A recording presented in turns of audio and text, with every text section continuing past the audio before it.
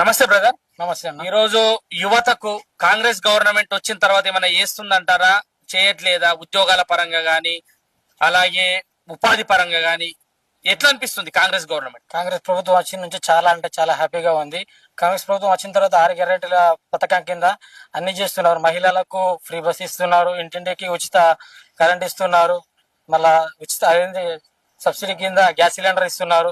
Plus మళ్ళా యువతకు నిరుద్యోగ బుద్ధి కింద 50,000 రూపాయలు సబ్సిడీ లోన్స్ ఇస్తున్నారు. ఏదన్నా హోటల్స్ కానీ ఏదన్నా బిజినెస్ పరంగా ఏదైనా పెట్టుకోవడానికి చాలా హ్యాపీగా ఉంది. మా యువతకు కూడా చాలా అండగా నిలుస్తుంది కాంగ్రెస్ ప్రభుత్వం. అంటే నిన్న మొన్న రాజీవ్ యువ వికాసం కింద 3 నుంచి 4 లక్షల రూపాయలు 60 నుంచి 80% సబ్సిడీతో రుణాలు ఇప్పిస్తాను అంటున్నాడు రేవంత్ రెడ్డి. ఇట్లా యూజ్ అవుతుందా మీ యూత్ కు? మరి యూజ్ అవుతుంది అన్న, ఖచ్చితంగా యూజ్ అవుతుంది. ఎందుకంటే డిగ్రీ దాకా చదువుకొని ఖాళీగా ఉన్న వాళ్ళు చాలా మంది ఉన్నారు కదా. అటువంటి వాళ్ళకైనా కానీ లేకుండా మాల్సి నిరుపేదలకైనా కానీ అటువంటి డబ్బులు చాలా యూజ్ అవుతాయి. మళ్ళీ సబ్సిడీ కింద కూడా ఏంది వడ్డీ 0% అట్లా దాని కింద ఇస్తున్నారు కాబట్టి చాలా యూజ్ అవుతాయి.